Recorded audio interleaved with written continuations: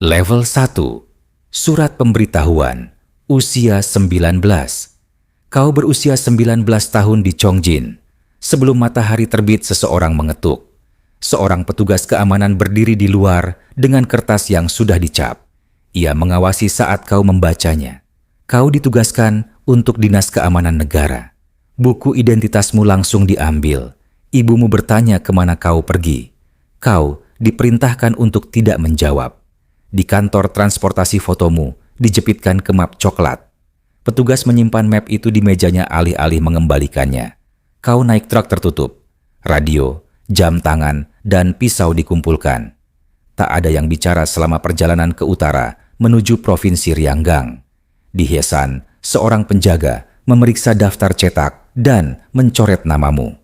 Berjam-jam kemudian, truk berhenti di gerbang gunung di bawah lampu sorot. Sebuah papan bertuliskan, Kwan Liso, nomor 15. Yodok kau diberi seragam, abu-abu, dan senapan.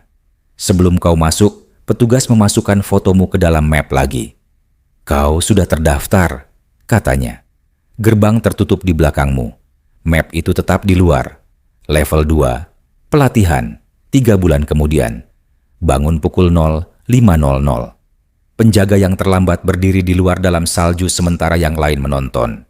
Di dalam kelas seorang instruktur menulis satu kata, musuh. Ia menunjuk ke arah tahanan yang bekerja di balik pagar. Kau menyalin aturan, jangan bicara, jangan menjawab, jangan menolong. Saat latihan pengawalan seorang tahanan berbisik, penjaga, tahun berapa sekarang? Kau mengabaikannya. Malam itu, buku catatanmu diperiksa. Satu baris tidak sempurna. Kau menulis ulang semua aturan di luar dalam dingin. Instruktur mengisi formulir dengan namamu. Kau bertanya apa itu? Catatanmu, jawabnya. Kau mengerti. Hukuman berakhir. Catatan tidak. Level 3. Tugas menghitung. Usia 20. Kau ditugaskan di gerbang dalam. Kau menerima daftar nama dan alat hitung tangan. Tahanan lewat satu persatu menuju lembah kerja. Kau menghitung sepatu, bukan wajah. 21, 22, 23. Seorang tahanan melambat di sampingmu. Keluargaku di Horyong. Tolong, kau terus menghitung. Setelah barisan pergi, atasanmu menghitung ulang. Angkamu salah. Tak ada teriakan. Malam itu semua penjaga berdiri di luar tanpa mantel berjam-jam, sementara laporan ditulis. Atasanmu menjelaskan pelan. Jika angka gagal, para penjaga yang diselidiki. Keesokan harinya kau menghitung lebih lambat. Kau berhenti mendengar suara. Mereka bukan lagi manusia. Mereka adalah perlindungan. Level 4, Menara Jaga, usia 21. Kau dipindahkan ke menara malam. Kau menerima senter yang berfungsi dan nasi hangat sebelum giliran jaga. Lalu petugas menjelaskan, jika seseorang kabur, keluargamu diinterogasi. Menjelang pukul 2 pagi, sesosok bayangan berlari di sepanjang pagar. Kau membidik senapanmu. Kau ragu. Penjaga lain mengawal pekerja dengan ember air. Berizin, saat pergantian giliran seorang penjaga tua membaca catatanmu. Bertahun-tahun lalu, seorang pria menyeberang. Katanya, mereka tidak menangkap penjaga menaranya. Ia terdiam. Mereka menangkap saudaranya. Sejak saat itu, kau tidak pernah ragu lagi. Level 5, pengawalan transportasi, usia 22. Kini kau mengawal tahanan dengan truk ke Horyong. Kau duduk di dalam bersama mereka. Senapan melintang di lututmu. Lewat terpal, kau melihat desa-desa biasa, pasar, anak-anak, asap dari rumah. Seorang tahanan mengamatimu dengan saksama. Lalu ia membisikkan namamu. Kau tak pernah memberitahunya. Rekanmu berdiri di belakangmu. Kau menatap lurus ke depan. Di pos pemeriksaan penjaga, memeriksa dokumen, tapi tak pernah membuka truk. Di fasilitas tujuan, seorang petugas memeriksa daftarmu. Ia berhenti di barismu. Jaga jarak dari tahanan. Ia menandatangani. Malam itu sebuah pengumuman muncul di papan. Laporan perilaku. Namamu ada di dalamnya. Kau tak pernah mengajukannya. Orang lain yang melakukannya. Sebelum kita lanjut ke level 6, silakan subscribe dan bantu aku mencapai 1000 subscriber. Level 6. Perbatasan. Usia 23. Kau ditugaskan kembali di dekat Sungai Tumen. Di seberang air, lampu-lampu Tiongkok bersinar di malam hari. Perintah. Jika seseorang lari, tembak. Sesosok bayangan keluar dari pepohonan menuju sungai beku. Kau mengangkat senapanmu.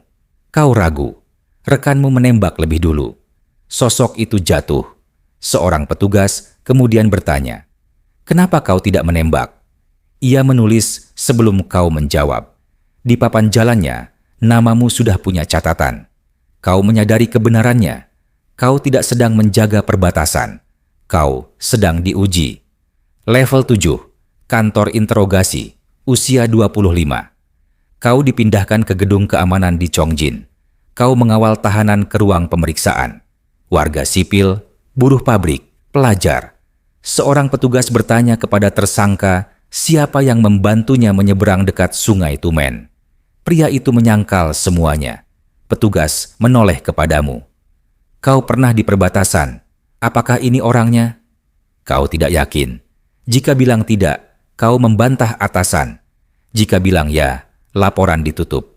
Kau mengangguk. Petugas langsung menulis. Pria itu menatapmu saat dibawa pergi. Kemudian kau melihat laporan perbatasanmu dilampirkan ke berkas interogasi. Pernyataanmu membuat kasus itu lengkap. Kau sadar pekerjaanmu berubah. Kau tak lagi menjaga tahanan. Kau menciptakan mereka. Level 8. Pengawasan. Usia 28. Kini kau bekerja di meja. Kau memeriksa izin perjalanan, surat, dan kehadiran kerja di sektor Chongjin dan Hyesan. Kau membuat laporan tentang warga. Seorang rekan kerja berbagi roti dan mengeluh soal kekurangan bahan bakar musim dingin. Kau menulis satu kalimat dalam laporan kesetiaan. 2 hari kemudian, mejanya kosong.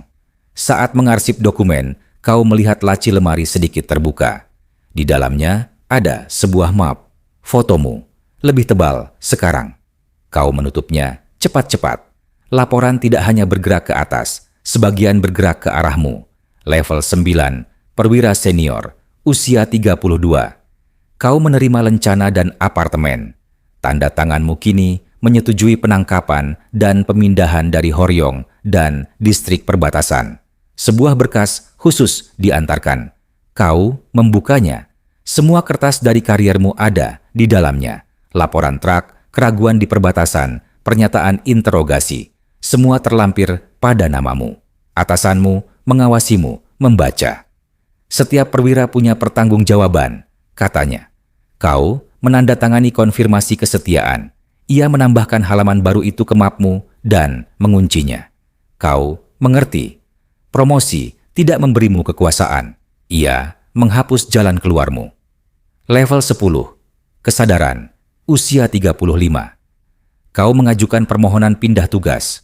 Permohonan kembali minggu berikutnya dengan cap merah. Ditolak. Tanpa penjelasan.